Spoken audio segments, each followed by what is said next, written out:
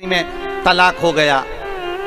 प्रेम कर कर, प्यार कर कर, स्नेह कर कर आपने शादी तो कर ली कि हम तो एक दूसरे को चाहते हैं, हम एक दूसरे को स्नेह करते हैं। शादी करने के 4 साल, 3 साल, 2 साल, 2.5 साल, 1.5 साल में अदालत में पहुंच गए और मालूम पड़े फिर तलाक हो गया। इसको प्यार नहीं कह सकते, इसको प्रेम नहीं कह सकते, इसको केवल साधारण सी भाषा में स्नेह प्यार कहा होगा। पर प्रेम की परिभाषा क्या होती है, प्रेम का परिभाषा का अंश क्या होता है, वो केवल एक होता है।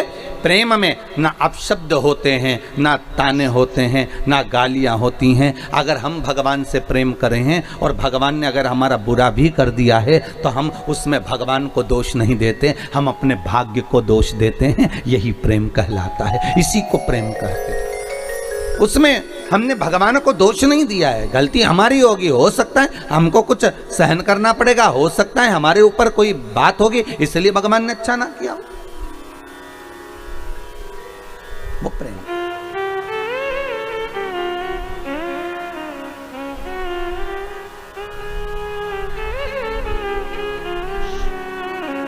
वो प्रेमता है। महाराज रंभ, तुम जिसको प्रेम से देख लोगे उसी के द्वारा संतान हो जाएगी। बस शास्त्र बहुत सुंदर बात कह रहा है। आप पड़ोसी के बच्चों से भी प्रेम कर लोगे ना तो वो जाके तुम्हारे लिए दूध की थैली ला देंगे। बोलो सही है कि गलत है? बच्चों के, पड़ोसी के बच्चों से भी कह दोगे प्रेमवश की बेटा जा वो लिया तो वो ला देंगे।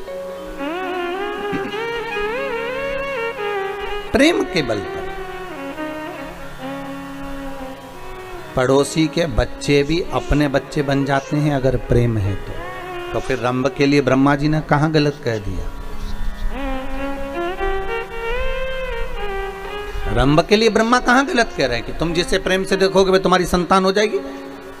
और जैसे ही रंभ उठा, सामने से एक महिष निकल कर जा रही थी, एक भैंस निकल कर जा रही थी और रंभ ने उसी भैंस को, उसी महिष को प्रेम से देख लिया। प्रेम से देखा, भैंस का गर्भ ठेर गया, महिष का गर्भ ठेर गया। और भैंस का जब गर्भ ठेरा, जब भैंस अपने घर पर गई तो इसका जो भैंसा था, महिषा था, उसने देखा कि मेरी पत्नी गर्भ से कैसे हो गई। ध्यान लगाया उस महिषा ने, उस भैंसे ने, तो ध्यान में आया कि रंभ के दृष्टि से इसका गर्भ ठेर गया। और रंभ की दृष्टि से अगर गर्भ ठेरा तो इसको क्रोध आ गया। रंभ जा रहा था अपने घर की ओर, भैंसे ने, महिषा ने दौड़कर उस रंभ के प्राणों को हर लिया। जब रंभ के प्राण हर लिए, मर गया रंभ। रंभ का अंतिम संस्कार हो रहा था, चिता तैयार हुई, उस पर रंभ को रखकर जलाया जा रहा था, अंतिम संस्कार किया जा रहा था। उसी समय पर भैंस को लगा, महिष को लगा कि बताओ इसका पुत्र मेरे गर्भ में है, अर्थात अगर इसका पुत्र मेरे गर्भ में है तो मैं इसकी पत्नी हूं और पत्नी का कर्म है कि पति के साथ सती हो जाए, तो क्यों ना मैं अपने पति के साथ सती हो जाऊं। और धधकती हुई अग्नि में, धधकती हुई चिता में वो भैंस, वो महिष कूद गई और जैसे ही कूदी उसके गर्भ से एक बच्चे ने जन्म लिया जिसका नाम महिषासुर हुआ। क्या नाम पड़ा है? महिषासुर। एक बेटे ने जन्म ले लिया जिसका नाम महिषासुर हो गया। अब महिषासुर ने जन्म तो ले लिया, पर महिषासुर ने विचार करा कि देवताओं से द्वेष करूंगा तो मैं मारा जाऊंगा। महिषासुर ने सबसे पहले ब्रह्मा जी से तप करा और ब्रह्मा जी का तप कर कर ब्रह्मदेव से कहा, ब्रह्मदेव मुझे वर दीजिए कि मैं मरूं ना। ब्रह्मा जी ने कहा ये तो हो ही नहीं सकता कि तुम नहीं मरोगे, मरना तो पड़ेगा। मृत्यु लोक में आए हो तो मौत तो निश्चित है। माता के गर्भ से जब तुम्हारा जन्म हुआ, नाल कटी, उसी समय पर लिख दिया गया था कि कहाँ मरोगे, किस जगह पर मरोगे, कौन सी तिथि, कौन सा पल, कौन सी घड़ी, कौन सी जगह, एक एक स्थान को निश्चित कर दिया गया था कि कहां तुम्हारे प्राण छूटेंगे, किस जगह पर तुम मरोगे, तुम्हारी अंतिम संस्कार, अंतिम जगह कहां होगी, अंतिम श्वास तुम किस जगह पर लोगे, वो निश्चित करा गया। अंतिम पल, अंतिम घड़ी, अंतिम क्षण निश्चित किया गया।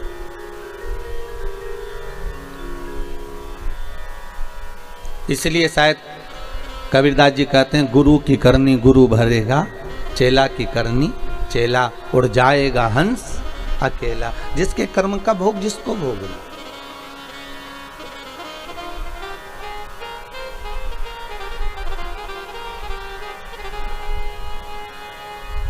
अपने कर्म का भोग अपने को भोगना, कोई दूसरा नहीं भोगना।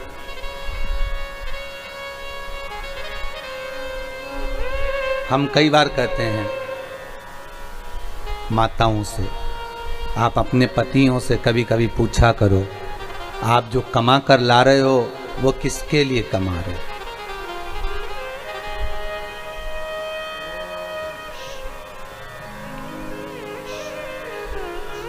कभी कभी पूछ लिया करो, कुछ बिगड़ेगा नहीं। और पति बोले कि तुम्हारे लिए कमा रहे हैं, बच्चों के लिए कमा रहे हैं, तो पत्नी का फर्ज है कि पति से कह दे कि कमाओ, मना नहीं है, पर थोड़ा थोड़ा सत्कर्म भी करते जाओ। अभी इतनी भयंकर कोरोना महामारी चल रही है, कहीं बन सके तो थोड़ा पुण्यपन भी कर लें, थोड़ा सत्कर्म कर लें, थोड़ा धर्म कर लें।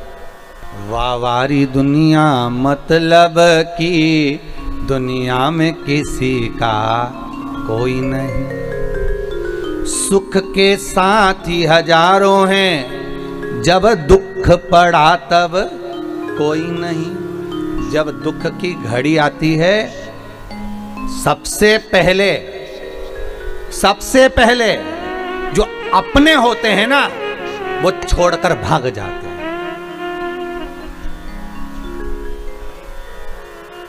अरे दूसरी जगह भी जान दो, तुम तो यहीं से सीख लो। जब गाड़ी का एक्सीडेंट होता है ना, तो सबसे पहले कौन भागता है? बोलो, जम के बोलो जरा, अरे जम के तो बोलो। कौन भागेगा? ड्राइवर, जो गाड़ी चला रहा था, पूरी गाड़ी का टार में जिसके ऊपर था, जो गाड़ी को साथ कर चल रहा था। तुम दूसरी जगह तो जाओ बाद में, पहले यहीं देख लो अपन जिस गाड़ी में सफर कर रहे हैं। अगर भागेगा तो सबसे पहले ड्राइवर भागेगा। ट्रक का एक्सीडेंट होगा तो सबसे पहले ड्राइवर भागेगा। भले कंडक्टर जो बैठा है उसमें बेचारा, क्लीनर जो बैठा हो बेचारा, वो भले मरे, परंतु वो तो भाग गया। उसी तरह जब दुख की घड़ी रहती है, सुख की घड़ी में तो आपके दूसरे भी अपने हो जाते हैं। आप उनके पहचानते हो? हमारे काका जी का बुआ का लड़के का लड़का उन्हीं के यहाँ भी आया है। अगर पैसे वाला होगा तो ए से परिचय निकाला जाएगा, अगर धनपति होगा तो परिचय निकालने में देरी नहीं लगेगी, और कहीं का गरीब होगा तो कोई परिचय नहीं निकालेगा। अरे भैया कौन परिचय? तो यहाँ क्या उसके काका बुआ फूफा कोई नहीं थे? पर होंगे। पर सुख के समय पर सब साथ हैं, पर दुख के समय पर कोई साथ नहीं। और मेरा निवेदन रहा है, आज फिर कहता हूँ, उस दुख की घड़ी में हो चाहे सुख की घड़ी में हो, मेरा निवेदन है उस भोलेनाथ को भूलना मती। शंकर आएगा, तुम्हारा सारा कार्य कर कर वही जाएगा। माता के स्तनों में जब वो दूध दे सकता है पेट भरने के लिए, बच्चों के लिए, तो मरने के समय पर भी अगर कोई वचन निभाने वाला होगा तो वो परमात्मा ही होगा, दूसरा कोई नहीं आने वाला। आएगा तो वही आएगा, कोई दूसरा नहीं।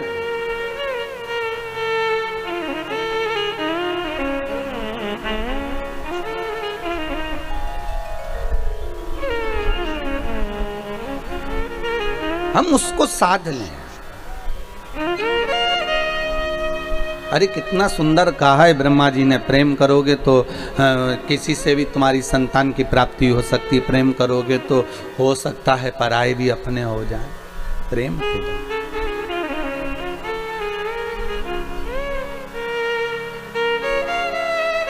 हो सकता है, प्रेम के बल पर। और जब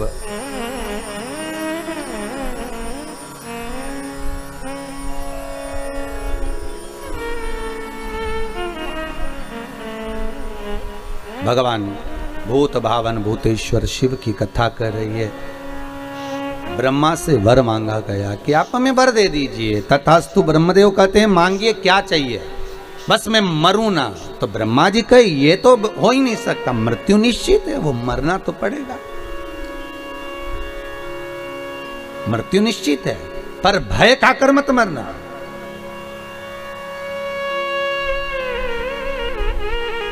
द्रौपदी सबसे ज्यादा कब रोई थी?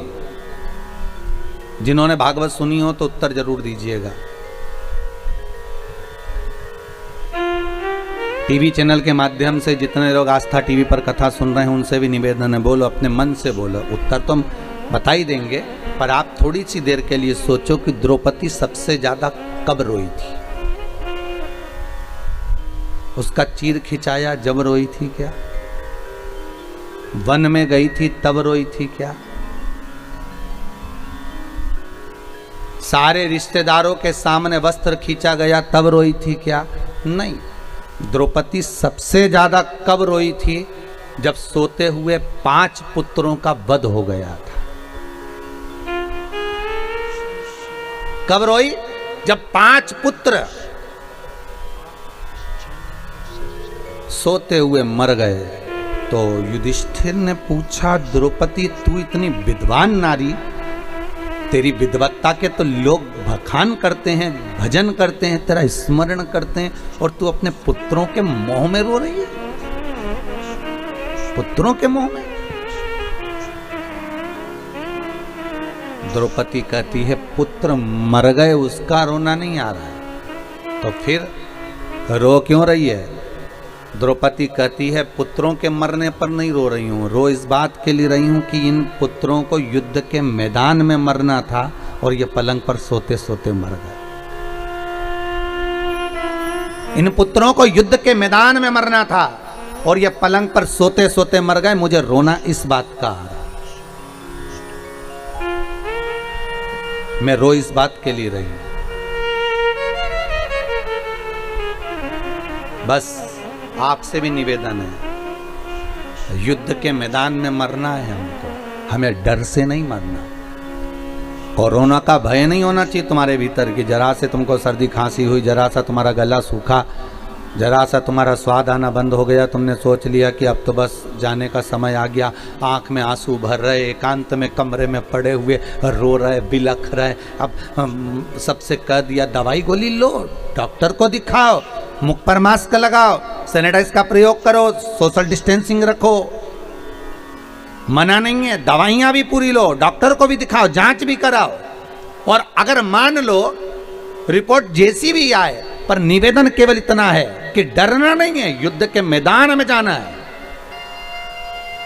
और हो सकता है कि उस युद्ध के मैदान में, और कांप कर नहीं, डर कर नहीं।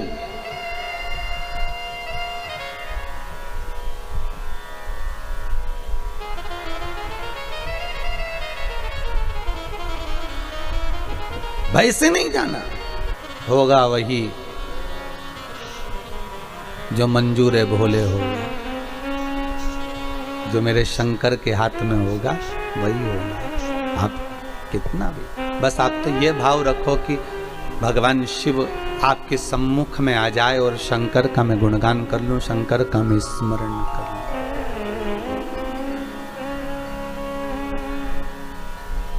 और कुछ नहीं।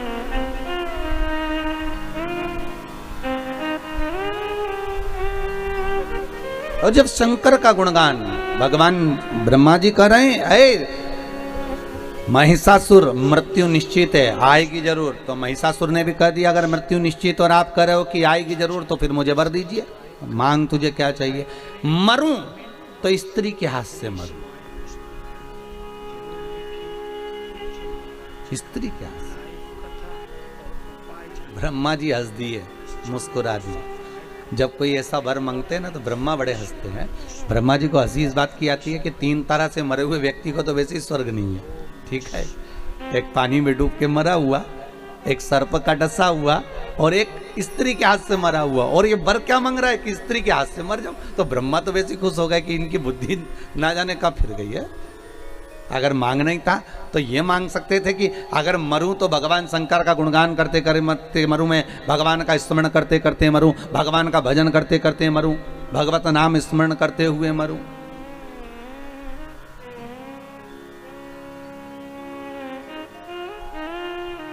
अरे कई लोग कहते हैं महाराज जी हम बड़े परेशान हो गए, संसार से हम तो उब गए महाराज, अब तो हमने सोच लिया कि हम तो मर जाएंगे। तो हम उनसे कहते हैं मरो, पर थोड़ा सा फैशन चेंज करो। ये रस्सी बांधकर, जहर खाकर, पानी में डूबकर, ट्रेन के नीचे, गाड़ी के नीचे, ऊपर से गिरकर, ये तो ओल्ड फैशन है मरने का। कोई नया फैशन निकालो मरने का।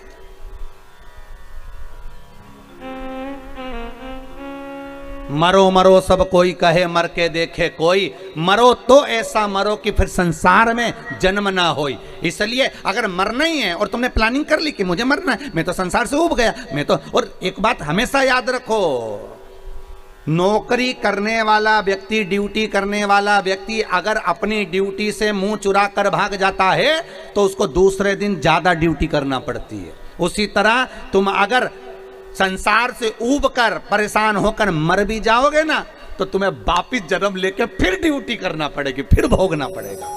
इसलिए मरने की तो प्लानिंग करो ही मत। और अगर प्लानिंग कर ली है तो भगवान का भजन करो, सेवा करो, अर्चना करो, अच्छा कार्य करो, अपने हाथों से पुण्य करो, धर्म करो, दान करो, सत्कर्म करो। भगवान से कहते रहो, हे भोलेनाथ मुझे ऐसा धन देना कि मैं भले परिवार में ना लगाऊं पर सत्कर्म में लगाता रहूं, कोई को भूखा ना जाने दूं, किसी के आगे किसी को हाथ ना फैलान दूं, ऐसा धन मुझे दे। और फिर सेवा करते करते करते करते प्राणों को त्याग दो, तो मजा है कि हाँ प्राण त्यागे। फिर हम भले खिलवा देंगे कि हाँ इसने सुसाइड कर लिया है, फिर हम भले कह देंगे। पर भगवत भजन करते हुए, स्मरण करते हुए महिषासुर ब्रह्मदेव से वर मांग रहे हैं, ब्रह्मा जी वर दे दो कि मैं अगर मरूं तो स्त्री के हाथ से मरूं, स्त्री के हाथ से। तथास्तु कह दिया।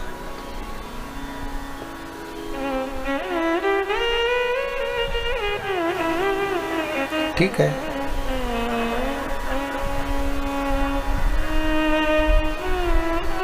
पर तुम मांग रहे हो मरने का कि स्त्री के हाथ से मर जाऊं, पर समझ नहीं पा रहे। ब्रह्मा जी बोले हमको वर देना, हम तो दे दिया है, कोई दिक्कत वाली बात नहीं,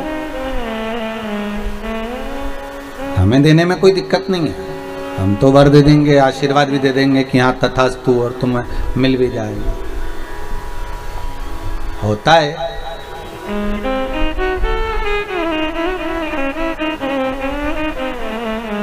हमारा निवेदन पहले भी रहा, आज फिर कहते हैं, बेटे को कभी भी अपने माँ बाप से मांगना नहीं चाहिए। कब?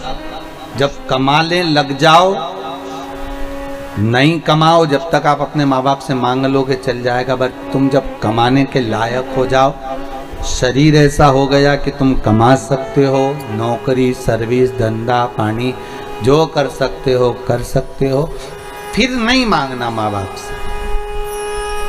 फिर प्रॉपर्टी, जमीन, जायदाद वो किसको दे रहे हैं ये उनके ऊपर, तुम्हारी मर्जी पड़े जिसको दो।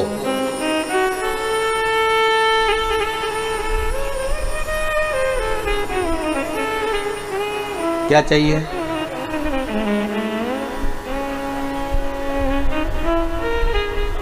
एक माँ के दो बेटे, दोनों बेटे अपनी माँ से कहते हैं, माँ, हाँ बेटा क्या है बोलो। तो माँ बस आपसे कुछ बात करना, कर लो, क्या कहना है वो बोलिए।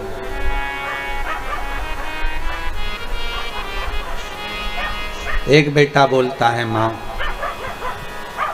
मुझे जो आपने मकान बनाया है और जो जमीन है, दुकान है, वो मुझे दे दो। ठीक है, ले जा, दे दिया।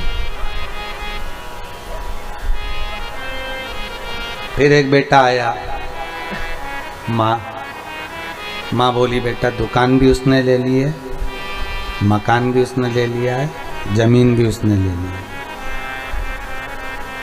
बेटा कहता है, माँ आशीर्वाद तो दे दे। क्या दे दे? आशीर्वाद।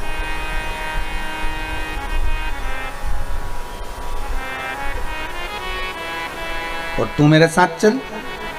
माँ कहती है, उसने जब जमीन ली, मकान लिया, दुकान ली, तब मैंने कह दिया था कि ये सब मेरा है, मेरे जीते जी मेरा रहेगा, मरने के बाद तेरा रहेगा। इसलिए पिता के प्राण भी उसी मकान में छूटे हैं, इसलिए मैं उसी मकान में रहना चाहती हूँ।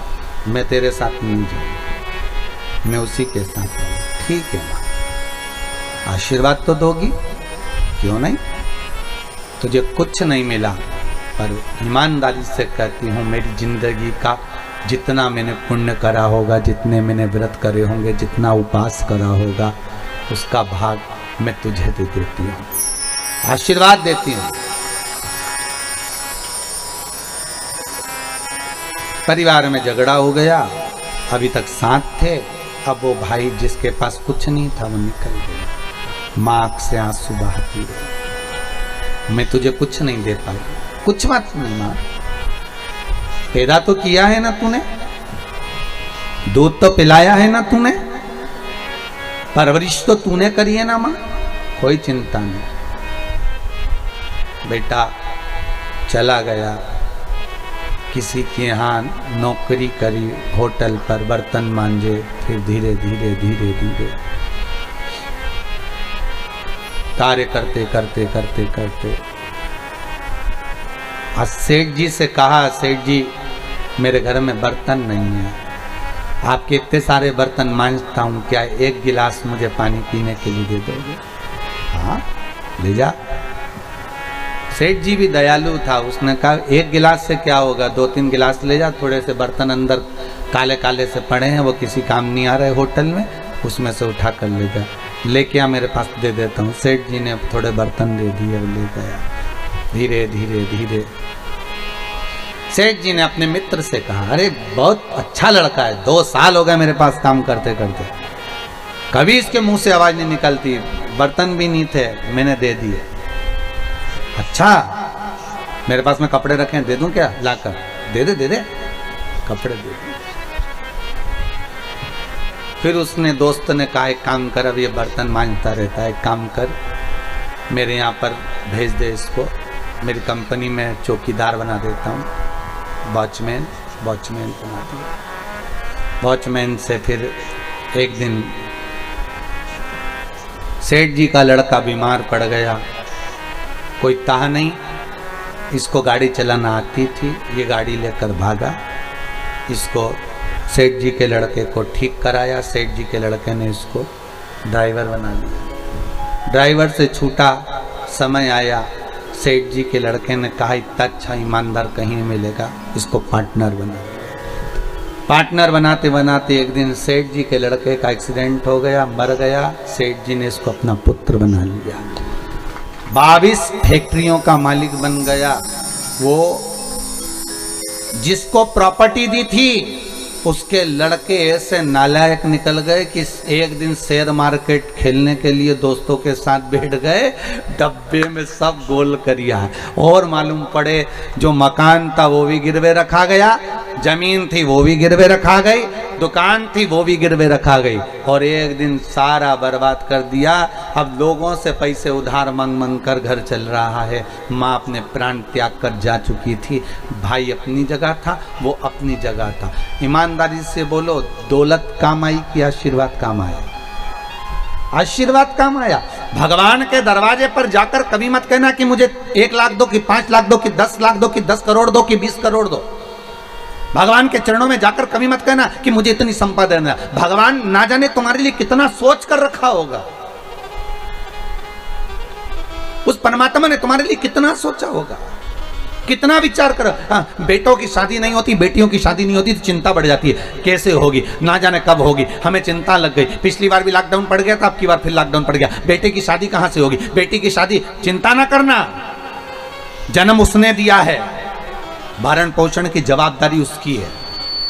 एक पक्षी रात को सोता है तो पेड़ की डाली को पंजे से पकड़कर सोता है, पक्षी जमीन पर गिरता है क्या? नहीं। जब वो सोने वाले पक्षी को जमीन पर नहीं गिरने दे सकता तो तुम्हें गिरने देगा क्या?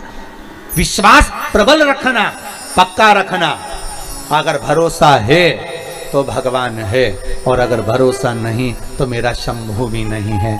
दुनिया के लोगों को तो लगता है कि ये सियोर वाले मिश्रा जी ऐसी ऐसी कथा कहते, पत्थर कोई भगवान बना दिया है, शंकर के शिवलिंग के लिए इतना अनुष्ठान, इतना पूजन, इतना स्मरण, ये करोगे तो ये मिलेगा, ये करोगे तो ऐसा हो जाएगा। शंकर का इतना अनुमोदन।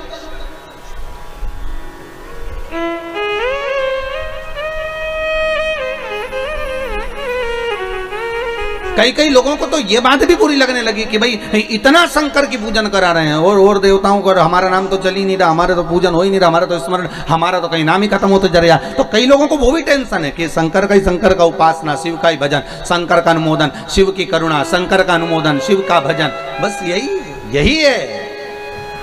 एक कुएं को अच्छे से खोद लो, उसमें 50 फीट पर पानी निकल जाएगा। एक जगह पर भगवान की भक्ति का धारण कर लो, भगवान मिल जाएगा। दुनिया फिर ताने दे, अपशब्द कहे, गालियां दे तो आग लगे बस्ती में, अपन रहो मस्ती में, क्या किसको रोइए चादर तान के सोइए, कहे तो।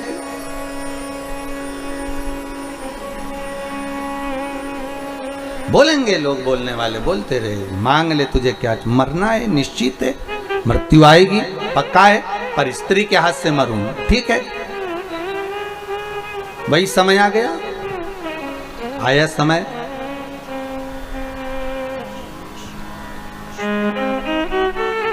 इसने उपद्रव मचाना चालू कर दिया। जब व्यक्ति के पास में बहुत सारा वैभव आ जाता है ना, तो फिर वो किसी को नहीं गिनता। एक निवेदन रहा है, फिर करते हैं, घर में अगर धन आ जाए ना, नाव में अगर छेद हो गया, पानी भराने लगा, तो दोनों हाथों से उलीचकर पानी को बाहर फेंकते रहना, नहीं तो नाव उसी पानी के बोझ से डूब जाएगी। उसी तरह घर में अगर पैसा आने लगे, भगवान अगर धन देने लगे, तो दोनों हाथों से दान करते रहो, पुण्य करते रहो, शिव महापुराण की कथा करवाते रहो, सत्संग कराते रहो, दुनिया का कल्याण करते रहो, तो नाव चलती रहेगी। नहीं तो एक दिन यही पानी प्रवेश कर कर उस नाव को डुबो देगा। कहीं पत्नी की दृष्टि में आ जाएगा कि इतना पैसा आ रहा है, बच्चों की दृष्टि में आ जाएगा इतना धन आ रहा है, भाई बंधु की दृष्टि में आ जाएगा इतना पैसा आ रहा है, एक दिन सब लेकर डूब जाएंगे और वो धन का कोई उपयोग नहीं हो पाएगा। हाथ में अगर भगवान धन दे तो उसका सत्कर्म करो, शिव महापुराण की कथा करवा लो, भगवती स्मरण कर लो, नाम जाप कर लो, ब्राह्मण जन गुरुजन भूखे को भोजन करा लो, किसी गरीबड़ी की लड़की की शादी कर दो, कहीं किसी को दवाई में कुछ रुपये की जरूरत पड़ रही हो उठा कर दे दो, ले भैया, अगर आज तुम्हारी जान बच जाएगी तो हो सकता है भगवान हमारी जान बचा कर रख लेगा। थोड़ा सहयोग करते थे। कोई पढ़ना चाहता है और पैसा नहीं है तो उसको पढ़ा लिखा दो, हो सकता है कभी तो याद करेगा, जब अच्छे पद पर पहुंच जाएगा तो कहेगा तो सही कि मेरे को किताब उसने दिलाई थी, मुझे उसने दिलाया। बुरे वक्त का एक एक पल व्यक्ति को याद आता है, याद रखिएगा। अच्छे वक्त में जो तुमने करा वो याद नहीं आएगा, पर बुरे वक्त में अगर जिसने साथ दिया होगा, जिसने कहा होगा। कई लोग कहते हैं महाराज जी हमारा बुरा वक्त चल रहा है, हमारा स्मरण, हमें इतनी तकलीफ चल रही, पर आपने जो बताया हमको फल मिला, आज हम भूल नहीं पाएंगे, हमारी जिंदगी से हम निकाल। अर्थात ये आपका पुण्य है, आपकी प्रबलता है, आपका स्नेह, आपकी करुणता है, आपका भाव है, आपकी निर्मलता है।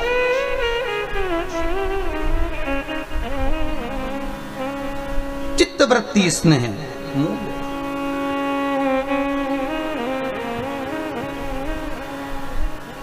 और आया समय, मृत्यु थी, स्त्री के हाथ से मरना था। एक कत नामक ऋषि हुआ, क्या नाम था? कत। और कत नामक ऋषि के घर में एक पुत्र हुआ जिनका नाम था कात्य। क्या नाम पड़ा? कात्य। कात्य ऋषि ने अपने पिता के बतलाए अनुसार शंकर भगवान की ऐसी भक्ति धारण करी कि शंकर भगवान के शिवलिंग का निर्माण कर शिवलिंग के सामने हृदय चित्त को जोड़कर शंकर के मंदिर में शिवलिंग के सम्मुख में बेलपत्री चढ़ाना, शंकर का अनुमोदन करना, पूजन करना और उसी जल को नयनों से लगाकर भगवान शिव का स्मरण करना। कत के घर में हुए कात्य, और कात्य के घर में फिर एक पुत्र हुए जिसका नाम था कात्यायन। क्या नाम था, कात्यायन। कात्यायन ऋषि ने ऐसा तप करा, जब वो 4 साल के थे कात्यायन ऋषि, तो अपने पिता कात्य से पूछा, पिताजी भजन करना, सत्संग करना, स्मरण करना, संकीर्तन करना, पूजन करना, पाठ करना, इन सब में सर्वश्रेष्ठ क्या है? सर्वश्रेष्ठ क्या? नाम ले सकते हो ले, और जितना भगवान की सेवा कर सकते हो, चाकरी कर सकते हो, उतनी करो। जितनी चाकरी कर सकते हो। चाकरी का मतलब मालूम है ना, नौकरी।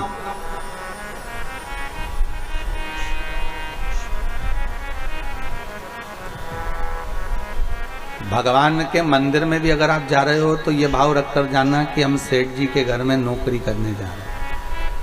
थोड़ा झाड़ू लगा दिया, पोछा लगा दिया,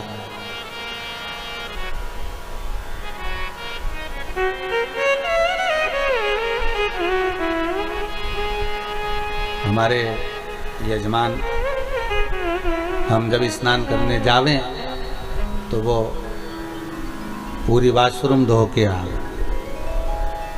हमने भगवती महाराज जी से कहा कि यजमान को बोल दो, घर में कोई और सेवक हो तो उनको बोल दो, वो धो दिया करेंगे वाशरूम। पर यजमान खुद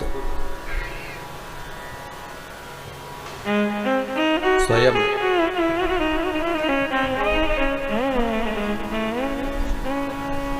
भगवती महाराज को यही बोले, जिनके घर में मुंबई में नौकर लगे होंगे, जिनके घर में मुंबई में सेवक लगे होंगे, कंपनी में और भी लोग काम करते होंगे, उनके यहाँ दूसरे काम करते होंगे, पर देखो कितना भाव है कि अगर कोई गुरुजन स्नान के लिए जावे तो वाशरूम भी वो स्वयं साफ करना। भाव देखिए, उसकी निर्मलता देखिए।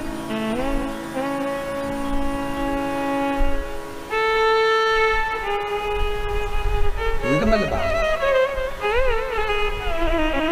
चाकरी कर लो। पहले भी कथा में कांच फिर कहते हैं, जिस मंदिर में कोई ना जाए उस मंदिर में तुम जाओ। जिस मंदिर में लोग पानी ना चढ़ाएं उस मंदिर में तुम चढ़ाओ। जिस मंदिर में लोग झाड़ू ना लगाएं उस मंदिर में तुम लगाओ। जिस मंदिर में लोग पोछा ना लगाएं उस मंदिर में तुम लगाओ। शंकर के मंदिर में जहाँ कोई ना जाए वहाँ एकांत में जाकर तुम बैठ जाओ। मंदिर को साफ करो, धो पोछो, शिव जी का श्रृंगार कर दो, घर से चंदन ले जाकर लेपन कर दो, कहीं की पत्ती वत्ती तोड़कर बाबा का श्रृंगार कर दो, थोड़ा एकांत में बैठकर शंकर जी से बात कर लो। 1 महीना कर कर देखना, फिर कह देना किसी और वाला महाराज झूठा है, उसकी वाणी झूठी है। जिस मंदिर में कोई नहीं जाता हो, जिस मंदिर में कोई पहुंचता नहीं हो, ऐसे शंकर के मंदिर में तुम जाकर झाड़ू लगाकर, पानी डालकर, साफ कर कर, शिव जी का श्रृंगार, पार्वती का श्रृंगार, गणेश जी का श्रृंगार, कार्तिकेय का श्रृंगार, बढ़िया मल कर स्नान कर कर। तुम्हारे पास में कुछ भी नहीं है, मत चढ़ाओ, पेड़ पौधों की पत्तियां तोड़कर चढ़ा दो। घर से थोड़ा सा चंदन ले जाओ, उसको घिस कर, भले गोपी चंदन हो, सादा चंदन हो, लाल चंदन हो, पीला चंदन हो, जो हो वो भगवान को लगा दो। श्रृंगार कर कर थोड़ी देर बन सके तो अगरबत्ती, धूप बत्ती, दिया जो हो लगाओ, नहीं हो तो बाबा का श्रृंगार करके थोड़ी देर जहाँ तुमने झाड़ू पोछा लगाया, बाबा का श्रृंगार करा। भले उस मंदिर में कोई नहीं जाता, भले उस मंदिर के अंदर कोई प्रवेश नहीं करता, पर तुम एकांत में बैठकर उससे थोड़ा सा स्नेह करने का प्रयास करिएगा। 1 महीना कर कर देखना, उसकी नौकरी, तनख्वाह वो देना चालू करेगा। कितनी तनख्वाह देता है वो जाने। तो नौकरी कर तो सही। किसी के यहाँ पर जाकर 1 महीना नौकरी करोगे तो तनख्वाह देगा कि नहीं देगा? अरे बोलो तो सही, थोड़ी बहुत तो देगा। रे 5,000 रुपये महीना नहीं देगा तो 3,000 देगा, 3,000 नहीं देगा तो 1,500 देगा, 1,500 नहीं देगा तो 1,000 देगा, पर देगा तो सही। जब दुनिया के लोगों की नौकरी करते हो तो 2-5 हजार रुपए मिल जाते हैं, तो तुम कोई साधारण जगह की नौकरी कर रहे हो क्या? कोई तुमसे पूछे कहाँ चली जाता है, 1 महीने से पते ठिकाने नहीं, तेरी नौकरी लग गई क्या? हाँ, नौकरी लग गई। वो तो भला है, वो सीओर वाले महाराज का, उसी ने लगवाई है, अच्छी कंपनी मिल गई। अच्छा, कितने लोग काम कर रहे हैं उसकी फैक्ट्री में? अरे पूछो ही मती रे, कितने। अच्छा, काम क्या है? बस काम ही नहीं बता सकते। तो काम है क्या वहां पर? तो बस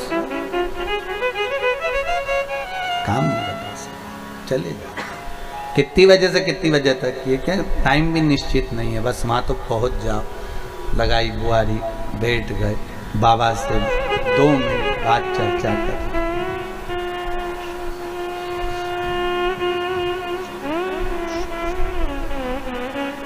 दो मिनट बैठ कर आप बस बाबा से चर्चा कर लिए, स्नेह कर लिए, बोल दिए दिल की बात। और फिर निवेदन करूंगा, जब आप चाकरी करो, नौकरी करो, तो बोलना मत ही कि मुझे धन देना, कि दौलत देना, कि सत्ता देना, मत बोलना। सेठ है वो, सब जानते हैं। आप तो केवल सेवकी करो, आप तो केवल चाकरी करो। मनुष्य का मेरे भोले तेरी नौकरी सबसे बढ़िया है, सबसे खरी। तेरे दरवाजे की चाकरी सबसे बढ़िया है, सबसे खरी। मेरी किस्मत का जब गुल खिला, तब जाकर के ये दर मिला। मेरी किस्मत का जब गुल खिला, तब जाकर के ये दर मिला। मिल गई मुझको चौखट तेरी, मिल गई मुझको चौखट तेरी, सबसे बढ़िया है, सबसे खरी। तेरे दरवाजे की चाकरी सबसे बढ़िया है, सबसे खरी।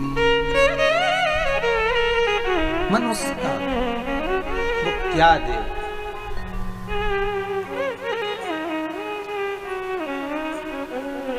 राजा मणिरत्न को देखो, कभी शंकर जी के मंदिर में नहीं गया, दरवाजे से निकलकर जाता था और हर हर महादेव बोलकर जाता था। क्या बोलकर जाता था? हर हर महादेव।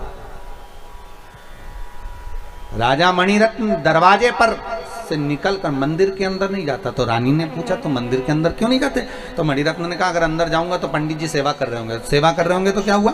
पंडित जी सेवा कर रहे होंगे तो वो मेरे को देखेंगे तो सेवा छोड़ देंगे, क्योंकि मैं राजा, और राजा को देखकर सेवा छोड़ेंगे और मेरे सामने हाथ फैला कर कहेंगे महाराज हमको ऐसा दे दो। जब त्रिलोकी का नाथ त्रिकालदर्शी कैलाशी शंभू बैठा है और उसके सामने लोग मेरे हाथ जोड़े और मुझसे कहें कि मुझे ये दे दो, ये अच्छा नहीं लगेगा। हम कई बार कथा में कहते हैं, आज फिर कह रहे हैं कि आप किसी पर विश्वास करो ना करो, पर शंकर पर विश्वास जरूर करो। शंकर पर भरोसा जरूर करो। मेरा शंभू, मेरा त्रिकालदर्शी, मेरा कैलाशी, मेरा शंकर वो अड़भंग है, आनंद है, अड़भंग। शंकर और शिव का स्वरूप जो होगा, चाहे हनुमान हो चाहे भैरव हो, कभी नहीं आता। वो किसी के शरीर में प्रवेश नहीं करता, क्योंकि वो उसका एक एक अंश इतना प्रबल है, अगर प्रवेश कर गया तो फाड़ के निकल जाए शरीर में से। साधारण है क्या?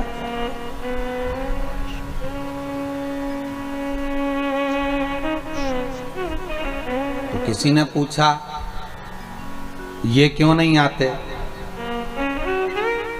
तो भक्त कहता है इनको आने की जरूरत ही नहीं, किसी के शरीर में ये खुद ही आ जाते हैं। कोई बुलाए तो शरीर, ये शरीर में नहीं आते, ये खुद आ जाते हैं। हनुमान को अगर दिल से पुकारिए, थोड़ी देर बैठकर राम नाम का जाप करिए, हनुमान जी सामने आकर खड़े हो जाएंगे। शंकर का दिल से पुकारिए, एक लोटा पानी चढ़ाइए, शंकर जी सामने आकर खड़े हो जाएंगे। भैरव का स्मरण करो, थोड़ी देर दिल से पुकार लो, भैरव सामने आकर खड़े हो जाएंगे। शंकर के जितने स्वरूप हैं शिव सम्मुख में आ जाए। आप केवल दिल से 1 महीना, 1.5 महीना, 2 महीना उसकी चाकरी करो, उसकी आराधना करो, उससे विनय करो, उससे निवेदन करो। अरे ये भी जाने दो, कितनी सुंदर बात है साहब, वो भी देखिए। एक 27 साल का या 26 साल का लड़का था महाराज, अहमदाबाद का, नवीन भाई कर उसका नाम है। देखो उसके मकान का नंबर वगैरह हमारे यहाँ सीहोर में लिखा होगा। वो एक बार कुबेरेश्वर धाम पर आया सीहोर, और बहुत दुखी सा था, बहुत दुखी सा। सब किसी की गाड़ी चला रहा था, तो वो गाड़ी से किसी को छोड़ने आया था, तो वो यहाँ से निकल कर जा रहा था। उसने कहा कि कुबेरेश्वर धाम होते जाते मैं टीवी उस पर मोबाइल पर कथा सुनता हूँ, तो महाराज जी से मिलने आए। तो उसने कहा बड़े दुखी है महाराज। तो शिव महापुराण की कथा चल रही थी, उस कथा में एक बार कहीं कह दिया होगा कि अगर कुछ नहीं दान करते बने तो बेलपत्री का ही दान दे दो। एक बार कहीं कथा में कह दिया होगा, लॉकडाउन के समय पर उसने सुन लिया उस कथा में। तो उसने प्रश्न किया कि बेलपत्री का दान कैसे होता है। तो बात ही बात में हमारे मुख से निकल गया कि सावन का महीना आए और सोमवार की सोमवार या रोज प्रतिदिन लोग शंकर जी को बेलपत्री चढ़ाने के लिए ढूंढते हैं, बेलपत्री नहीं मिलती है। तो एक काम करा करो कि पेड़ पे से बेलपत्री तोड़कर, निकाल कर, छाट कर, धोकर सबके घर में 5-5, 10-10 देकर आ जाया करो। ये भी दान है, ये भी दान है। और अगर गुरुजी किसी के घर में शंकर जी नहीं होगा तो वो बेलपत्री कहां चढ़ाएगा? अरे भाई, अगर बेलपत्री पहुंच जाएगी तो फेंकेगा थोड़ी ना, किसी भी देवता को चढ़ाएगा, चढ़ाएगा तो सर तेरा काम है देना, तू तो दे दे। तुम्हारा काम देने का, टेंशन नहीं लेने का। कई लोगों को टेंशन हो जाता है, मंदिर में देवी जी को इतनी सारी साड़ी चढ़ती होगी तो पंडित जी क्या करता होगा, सत्यनारायण भगवान के कथा होती है तो इतना सारा प्रसाद चढ़ता होगा तो महाराज क्या करता होगा। अरे तुम्हारा काम है देना, महाराज का काम है लेना, बाकी की टेंशन महाराज की। तुम तो अपना काम करो, तुम्हें क्या करना, तुम तो अपना कर्म किए जाओ। देखो अगर सीओर ऑफिस में नंबर होगा तो हम आपको देंगे, आप उस बच्चे से बात करना। सावन के महीने में उसने एक ही काम करा, पेड़ की बेलपत्री ला लाकर 5-5, 10-10 बेलपत्री का पैकेट बनाया, सबको दे दिया, लो शंकर जी को चढ़ाना। दान देखिए कितना विचित्र धन नहीं है आपके पास में, तो बेलपत्र तो है। अभी एक भैया डब्बे में भरकर बेलपत्र लाए, लेकर आए शिव जी को चढ़ाने के, अच्छा लगा।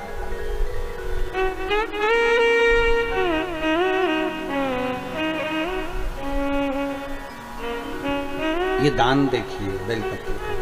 उस बच्चे से कभी मौका लगे और आपको नंबर मिलेगा तो हम प्रयास करेंगे नंबर देने का, उससे बात करना कि उस दान से उसको क्या फल मिले।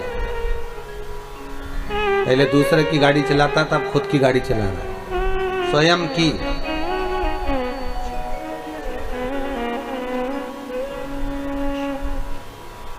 नहीं है हमारे पास में देने का कुछ भी, भाव तो है, निर्मल मन सो मोहि पावा, बहुत है, उतना दे दीजिए, बहुत। शिव महापुराण की कथा कहती है, एक भक्तन ऐसी थी, शंकर जी के मंदिर में जाती थी, लोटा अपना ले जाती थी, पानी भी अपना ले जाती थी, और किसी को लोटा नहीं मिलता था तो भरा भराया लोटा दूसरे को दे देती, लो चढ़ाओ चढ़ाओ, शंकर जी को चढ़ा दो तो तुम्हारा पानी, अरे तुम तो चढ़ा दो, एक ही बात है, तुमने चढ़ाया हमने चढ़ाया, तुम चढ़ाओ, हम यहीं से दर्शन कर लेंगे। अपना लोटा भरा हुआ। और नहीं तो आज के जमाने में लोग लड़ाई कर ले, हमारा लोटा क्यों उठाया, हम पानी लेकर आए थे, हमारा दूध रखा था, हमारा दही रखा था, तुमने क्यों भगवान को चढ़ाया, तुमने क्यों थाली उठाई, तुमने क्यों फूल चढ़ाया। पर उसने कह दिया उठाओ, ले चढ़ाओ। एक भक्तन ऐसी भी थी।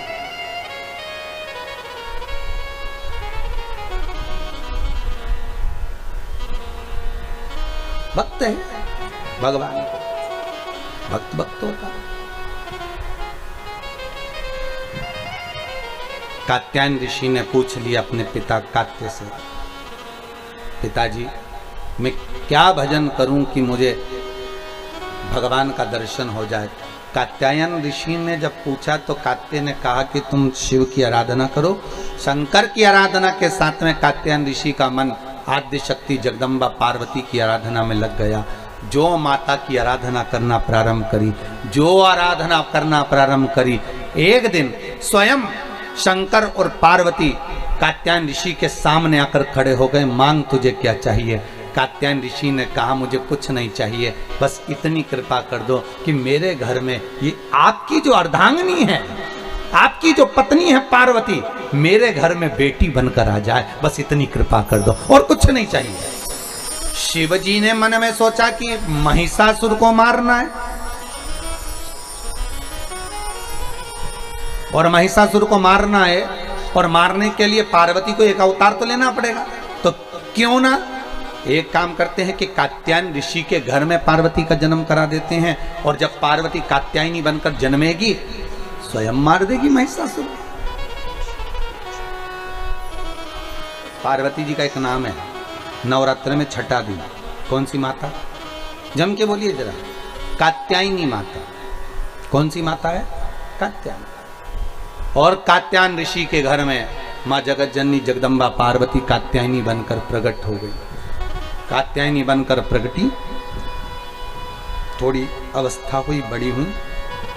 पिता से पूछा, पिताजी मेरे प्रकट होने का कारण क्या है? तुम्हें महिषासुर का संहार करना। ठीक है। जहां उपद्रव करना प्रारंभ करा और महिषासुर उपद्रव पर उपद्रव करने लगा, बहुत उपद्रव मचाया महिषासुर ने।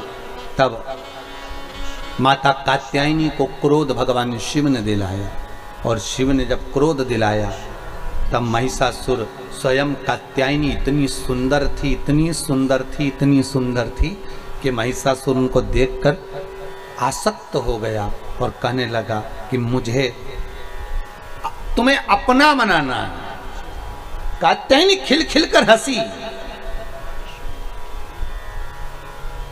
और देवताओं ने पुकार दिया, तेरे भक्त जनों पर माता बीड़ पड़ी है, दानव दल पर टूट पड़ो माँ करके सिंह सवारी।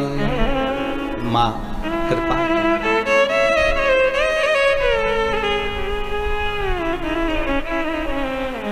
और सो सिंहों से तू बलशाली, अष्ट हो जाऊं बाली, दुखियों के टुकड़े निवार।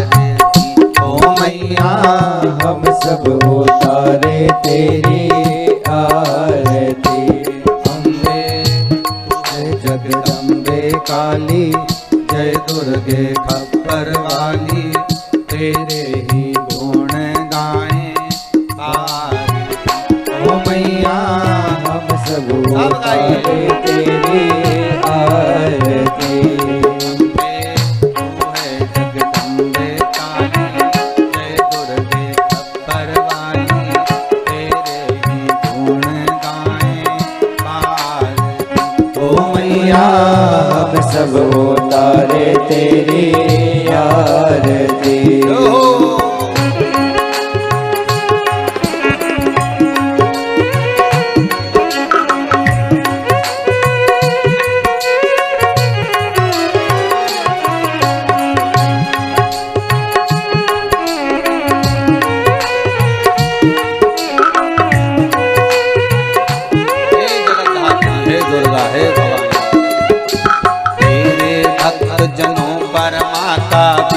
पड़ी है भारी, तेरे भक्त जनों पर माता भीड़ पड़ी है भारी। ओ तेरे भक्त जनों पर माता भीड़ पड़ी है भारी, तेरे भक्त जनों पर माता भीड़ पड़ी है भारी। दानव दल पर टूट पड़ो माँ, दानव दल पर टूट पड़ो माँ करके सिंह सवारी। बलशाली, अष्ट हो जाओ वाली, दुखियों के दुखड़े निवारती। ओ मैया हम सब उतारे तेरी आरती। अम्बे तू है जगदम्बे काली, जय दुर्गे खप्पर वाली, तेरे ही गुण गाए भारती। ओ मैया हम सब उतारे तेरी आरती। माता कात्यायनी बाहर निकली, पिता कात्यायनी को देखकर, पिताजी जिस कारण मेरा जन्म हुआ है आज मुझे सिद्ध करना है। महाराज जो कात्यायनी मैया बाहर निकली, सिंह की आवाज लगाई और सिंह को जैसे ढाड़ा, मां चीख कर बुलाई और जैसे ही चीख कर बुलाया और बुलाते से ही उसी समय, उसी पल, उसी घड़ी, उसी क्षण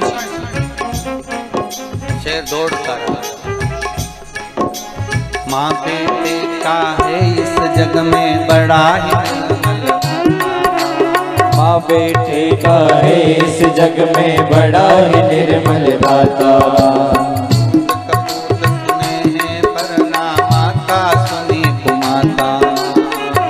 कपूत सुने हैं परना माता सुने को माता। सब पे करुणा दर्शाने वाली, अमृत बरसाने वाली, दुखियों के दुखड़े वाली। ओ मैया हम सब उतारे तेरी आरती। अम्बे तो है जगदम्बे काली, जय दुर्गे अम्बर वाली, तेरे ही गुण गाए भारती। ओ मैया हम सब उतारे तेरी आरती। माता ने सिंह से कहा, सिंह मैं तेरे ऊपर चढ़ूंगी और जब महिषासुर सामने आए ये मुझ में डूबा रहेगा, मुझे पाना चाहता है और उस समय पर तू कूद पड़ना, भैंसे पर सिंह तू चढ़ जाना और भैंसे पर सिंह तू चढ़ना। और जब भैंसे पर सिंह तू चढ़ जाएगा और मैं त्रिशूल लेकर जब महिषासुर की छाती में मारूंगी तब महिषासुर के प्राण छूट जाएंगे। और दौड़ पड़ी मां,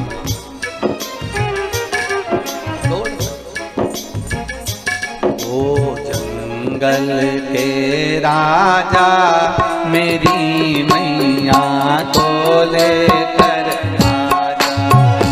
ओ जंगल के राजा मेरी मैया को लेकर आजा।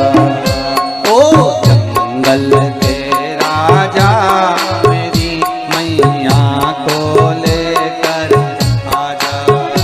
ओ जंगल के राजा मेरी मैया को लेकर आजा। मैंने हलवा पूरी बनाई, मैंने हलवा पूरी बनाई, मैंने माता की जोत जगाई, मैंने माता की जोत जलाई। आके मुझको दरस दिखा जा। ओ जंगल के राजा मेरी मैया को लेकर आजा।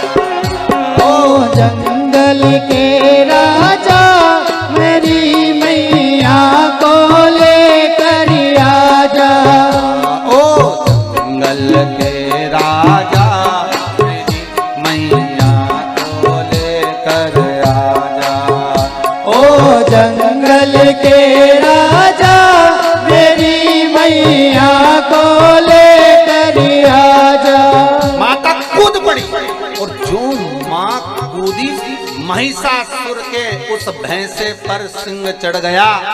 माँ त्रिशूल लेकर जो कूद पड़ी, कात्यायनी माता महिषासुर मर्दनी बन गई।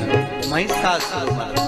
बोल दुर्गा महारानी की जय, राज राजेश्वरी माता की जय, महिषासुर मर्दनी माता की जय। हर हर महादेव। माता ने महिषासुर के प्राणों को हर भर।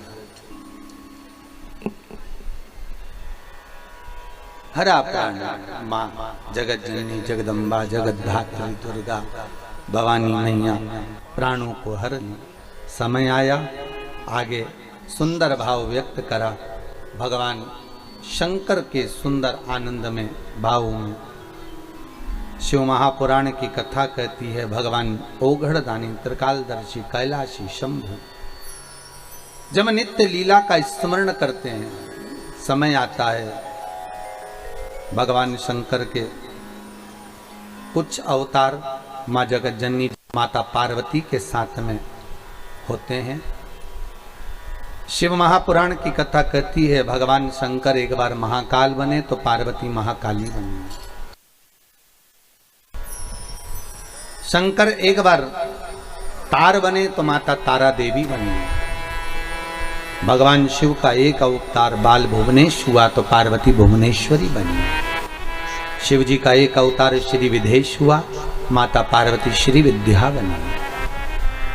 शिव जी का एक अवतार भैरव हुआ तो माता पार्वती भैरवी बनी।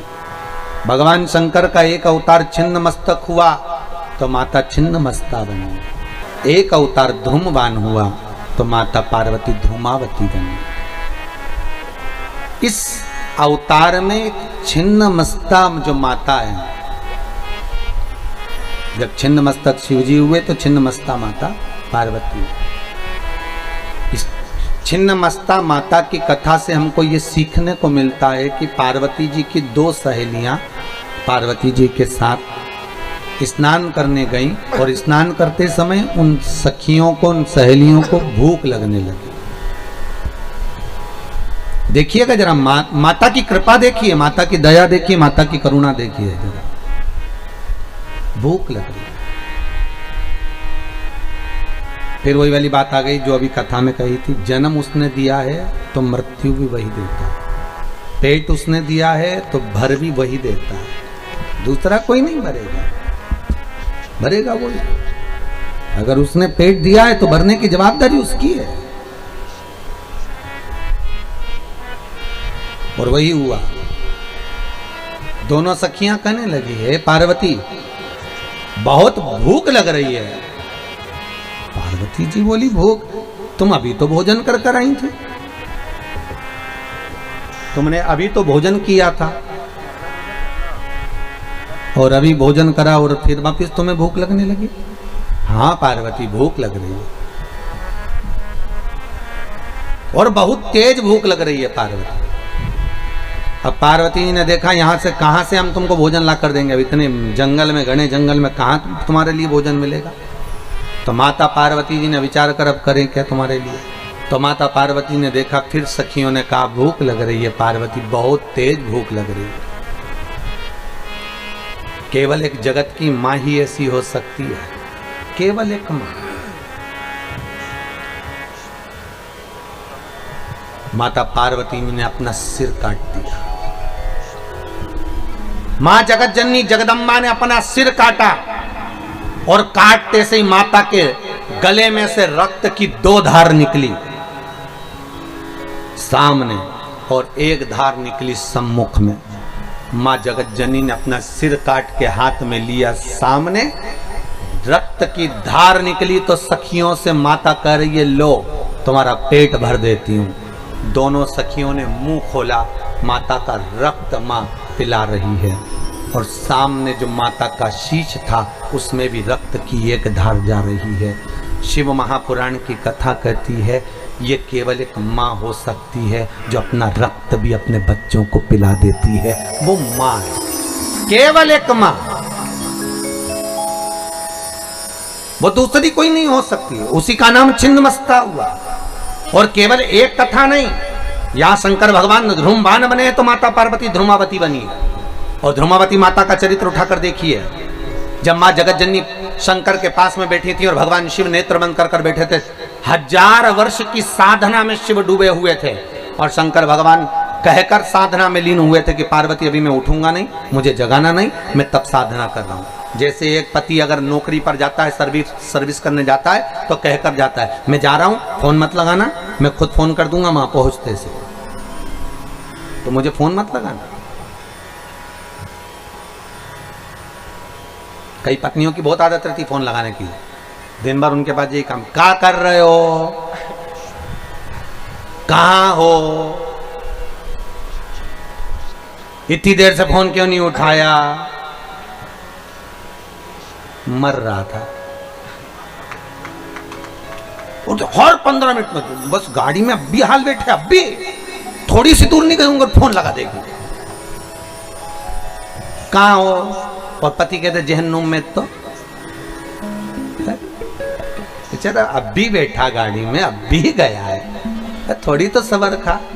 अब भी बोल के गया कि मैं जा रही हूं, पांव पड़ के गया दिल्ली का, जा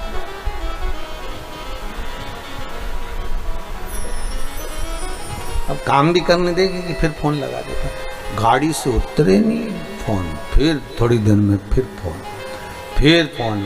बेचारा इतना दुखी हो जाए कि आखिरी में उसको फोन को भी वो कौन सा मोड होता है, फ्लाइट मोड पे डाल के रखना पड़े कि बंद कर दे इसको, तो जान थोड़ी देर बंद कर।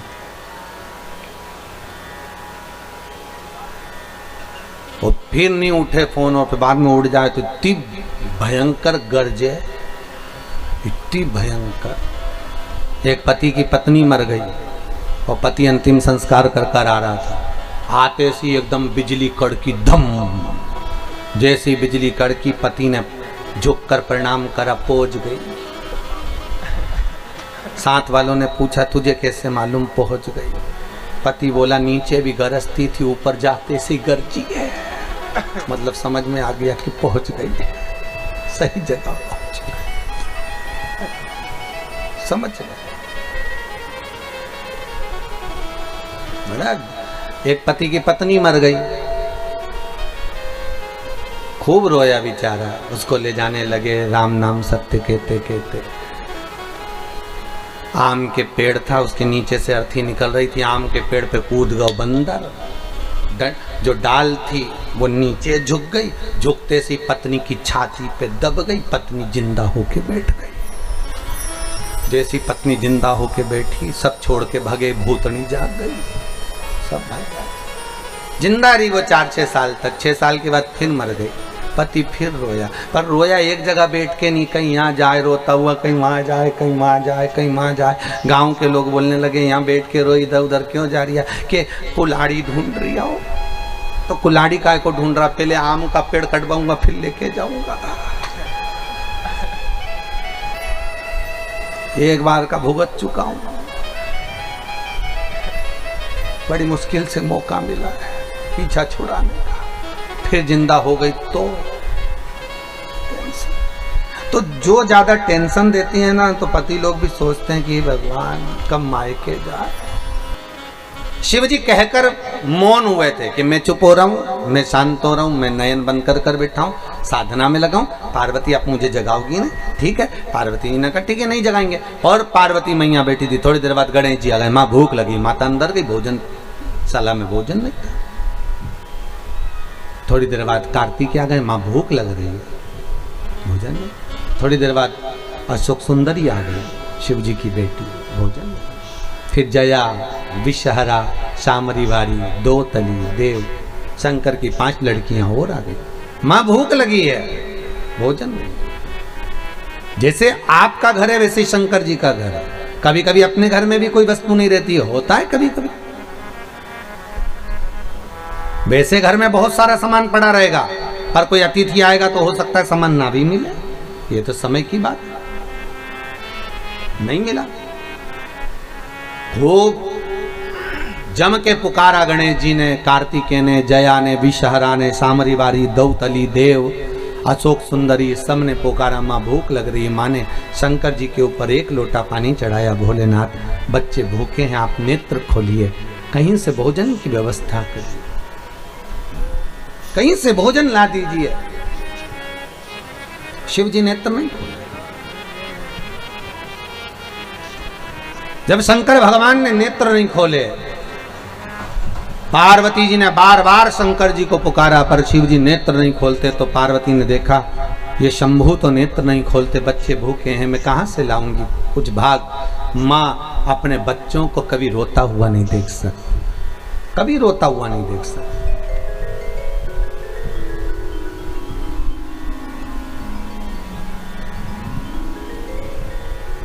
शिव जी को फिर चरण धोए, शंकर नहीं जागे। बेलपत्री चढ़ाई, नहीं जागे। पार्वती को क्रोध आ गया। शंकर भगवान को उठाया पार्वती ने, और पार्वती ने उठाकर शिव जी को मुख में निगल लिया।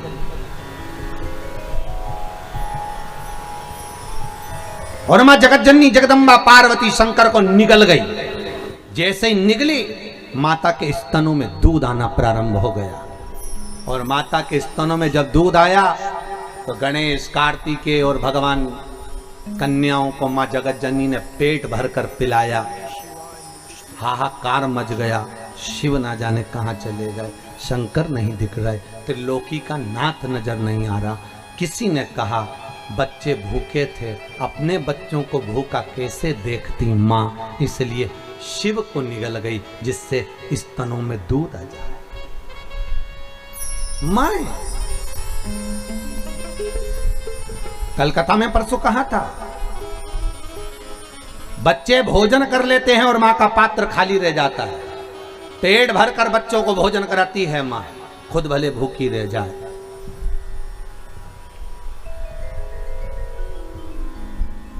खुद भले भूखी रह जाए। भाव कहा है, माई के दूधवन जैसन कऊ मिठाई ना मिलई। माई के दूधवन जैसन कऊ मिठाई ना मिलई। सब कुछ मिल जाता है दुनिया में, पर माई ना मिलई। सब कुछ मिल जाता है दुनिया में, माई ना मिलई। खुद गीले में सोती है, तुझे सूखे सुलाती। खुद भूखी रह जाती है, तुझे निवला खिलाती। माई के आशीष जैसन, माई के आशीष जैसन कऊ आशीष ना मिलई। सब कुछ मिल जाता है दुनिया में, माई ना मिलई। सब कुछ मिल जाता है दुनिया में, पर माई ना। सब कुछ मिल सकता है पर मां नहीं मिलेगी। मां नहीं मिल सकती।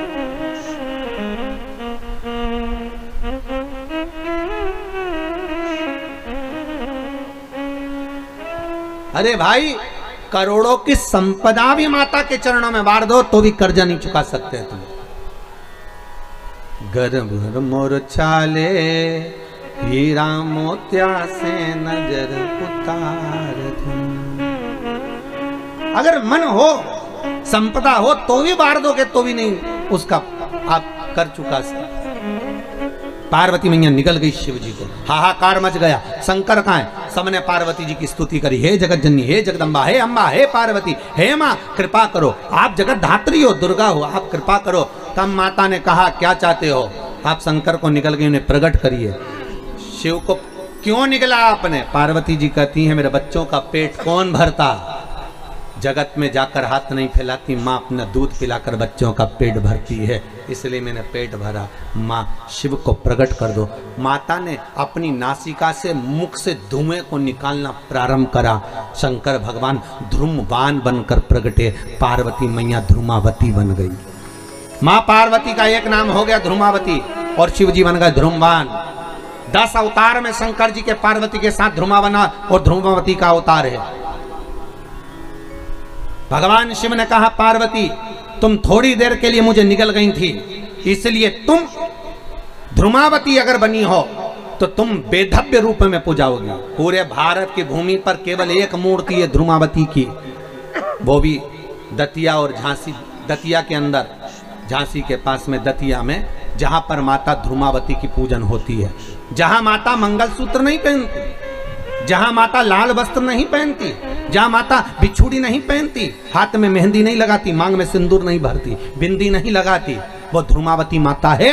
भगवान शिव ने कहा पार्वती तुम थोड़ी देर के लिए मुझे निकल गई थी, इसलिए वैधव्य के वेश में पूजी जाओगी, इसलिए ध्रुमावती माता वैधव्यवती के रूप में पूजी जाती, इसलिए वहां पर सुहागन स्त्री अंदर प्रवेश नहीं करती। वहां लिखा हुआ है, आप लोग कभी दतिया गए हो दर्शन करने के लिए, झांसी के पास कभी दतिया जाएंगे तो वहां पर लिखा हुआ है ये ध्रुमावती का दरबार है, यहाँ पर सौभाग्यवती नारी अंदर नहीं आ सकती, वहां पर्दा डाला रहता है, गेट बंद रहता है, वहां केवल पुरुष ही दर्शन करते हैं। पूरी दुनिया में एक ही मंदिर है ध्रुमावती माता।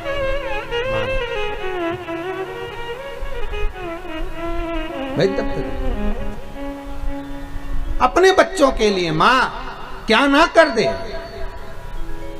ये माता की करुणता है, ये माता का स्नेह, माता का प्रेम है, ये माता की वात्सल्य है। शिव जी ध्रुमवान बने तो माता पार्वती ध्रुमावती बनी, शंकर भगवान बगला मुख बने तो माता पार्वती बगला मुखी बनी, भगवान शंकर मातंग बने तो पार्वती मातंगी बनी, और भगवान शंकर कमल बने तो माता पार्वती कमला बनी।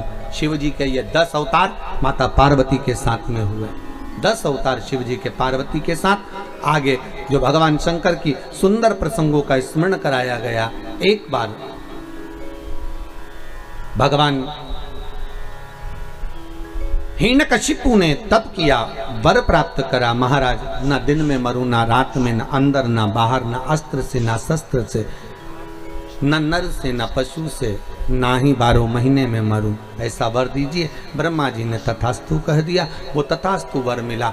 और हिरण्यकशिपु ने उपद्रव मचाया। हिरण्यकशिपु की पत्नी जो गर्भ से थी उसको इंद्र ले गए थे, इंद्र से नारद जी ने छुड़ा लिया था।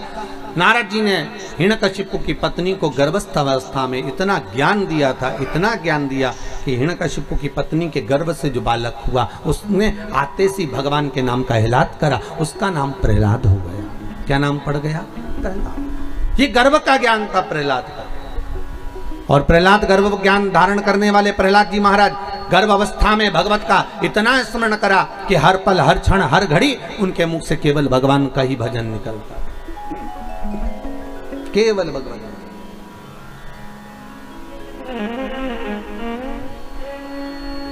हर पल हर घड़ी हर पल हर क्षण प्रहलाद के मुख से बस केवल नाम स्मरण। गुरु के घर पढ़ने भेजा, पर गर्भ का ज्ञान प्रथम होता है। पहले गर्भवती माताओं के लिए घर की सास कहती थी थोड़ा सा भजन करा कर, बहुओं को बड़ा बुरा लगता है, थोड़ा भजन करा करो, कथा पढ़ा करो, कथा सुना करो। गर्भवती नारी को कथा सुनना चाहिए, भजन करना चाहिए, पहले की माताएं कहती थी। और आज के जमाने में डॉक्टर को दिखाओ तो डॉक्टर नहीं बोल देती बेड रेस्ट, पलंग पे पड़ी रहो, टीवी देखती रहो, दिन भर चरती रहो, बेड रेस्ट।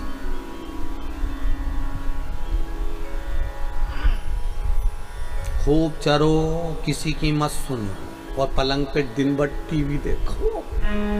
और टीवी देख देख के, नाटक देख देख के गर्भ में जो बच्चा था उसने इतने नाटक देखे तो औलाद भी ऐसी नौटंकी पैदा हुई, ऐसी नाटक करने वाली औलाद पैदा हुई।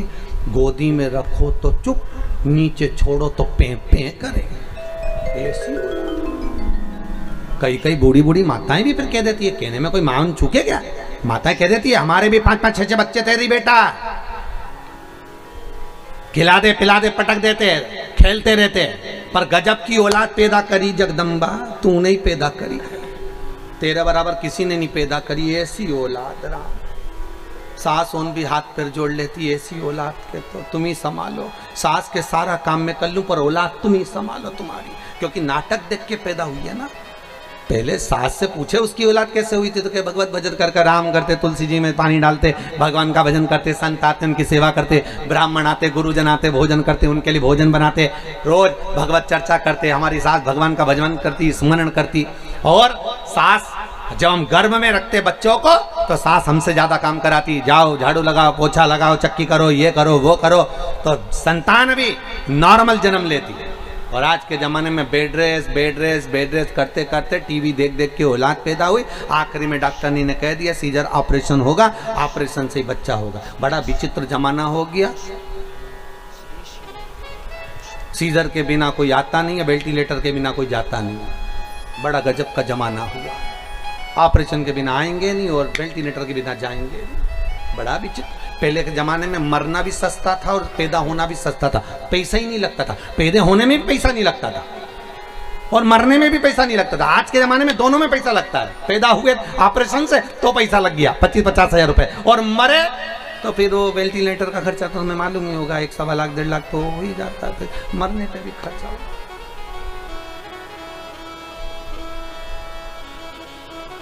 दोनों महंगे हो।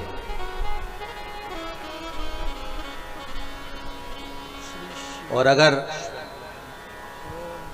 डॉक्टर को नहीं दिखाओ और अम्मा का कहना मान के रह जाओ तो पत्नी या पति के प्राण खा जाए। तुम तो पैसे जोड़ जोड़ के मर जाओ, हमारी तबीयत खराब, तुम तुम्हारी अम्मा के कहने पे चल रहा है। हमें डॉक्टर तक को नहीं दिखा रहा, तो बेचारा गाड़ी पे बिठा के ले गया, बुलेट पे चल ले जाओ, दिखाया। जब डॉक्टर के दिखा दिया, सुख चैन मिल गया, सुख चैन। कोई पूछ रहा था गुरुजी, बच्चों को इतनी बीमारी हो जाती है ना, जरा जरा से बच्चों को कभी सर्दी हो रही, कभी बुखार आ रहा, कभी सांस चल रही, कभी कुछ हो रहा। इतने बच्चे बीमार होते हैं, पहले तो होते ही नहीं थे। हमने कहा पहले बच्चे जन्म लेते थे दादी के घर में, नानी के घर में। बच्चे जहां पैदा होते हैं उसको उस जगह से लगाव होता है, उस जगह से लगा। नहीं तो ये जो कथा हो रही है मुंबई में हो जाती, पर ये जिस जगह में पैदा हुए उस जगह से लगाव होता है। बच्चे दादी के घर में पैदा हुए तो दादी से प्रेम होता है, नानी के घर में पैदा होते तो नानी से प्रेम होता है। तो जहां प्रेम होता है बच्चे दौड़ दौड़ के वहीं जाते। इसलिए पहले के जमाने में बच्चे दादी के घर दौड़ दौड़ के जाते थे, नानी के घर दौड़ दौड़ के चले जाते थे। आज के जमाने में बच्चे हॉस्पिटल में पैदा होते तो डॉक्टर सिस्टर से प्रेम बहुत होता है, इसलिए हर 15 दिन में लेके जाना पड़ता है। ये तो प्रेम की बात है, ले जाओ उनको दिखाने। और जैसे ही डॉक्टर की सीढ़ी पे चढ़े वो बच्चा ठीक, तुम देखना, अच्छा ना दवाई ना भाई, डॉक्टर ने हाथ लगाया ना उतनी देर में बीमारी अच्छी हो जाती है, उतनी देर में बस। क्योंकि पैसा लगना है ना, वो पैसा लगा और तुम क्लीन हुए, तुम बढ़िया हुए, हो जाए। अब प्रहलाद जी महाराज ने खूब सत्संग भजन करा, कीर्तन करा, स्मरण करा, नाम जाप करा, इतना करा, खोलते तेल में डलवा दिया, अग्नि में पटकवा दिया, पर कुछ जाको राखे साइया मार सके ना कोई नहीं। अंत में पूछ लिया, क्या इस खंबे में तेरा भगवान? हाँ। शाम का समय था, गदा का प्रहार करा, खंबा टूट के नीचे गिरा, नरसिंह भगवान प्रकट हो गए। जैसे ही नरसिंह भगवान प्रकट हुए, हिरण्यकशिपु को पकड़ कर ले गए। ना नीचे मरे, ना ऊपर मरे, ना अस्त्र से मरे, ना शस्त्र से मरे, ना दिन में मरे, ना रात में मरे, ना नर से मरे, ना पशु से मरे, ना ही 12 महीने में मरे। भगवान नरसिंह बनकर प्रगटे, हिरण्यकशिपु को फाड़ दिया, हाथों को निकाल कर धारण कर लिया। हिरण्यकशिपु जैसे ही मरा, प्राण छूटे, नरसिंह भगवान आनंद कर गए। देवताओं ने पुष्पों की वृष्टि कर, आनंद समाहित हो गए। पर यहां तक की कथा तो भागवत में आपने सुनी है, पर भागवत के अलावा नरसिंह भगवान की कथा यहाँ क्यों लिखी गई, उसका एक कारण था। भगवान नरसिंह को इतना क्रोध आया कि जहां जाते थे वहां तोड़ फोड़ कर कर जाते थे। बैकुंठ में गए तो बैकुंठ को तोड़ दिया, ब्रह्मलोक में गए तो ब्रह्मा जी भग गए, इंद्रलोक में गए तो इंद्र जी भग गए, सारे सिंहासन तोड़ देते, सामान तोड़ देते। इतना क्रोध नरसिंह भगवान को भरा हुआ था, इतना क्रोध भरा था। सारे देवताओं ने जाकर भगवान शंकर के चरणों में निवेदन करा, हे शंकर, हे त्रिकालदर्शी, हे कैलाश, बाबा कृपा करो,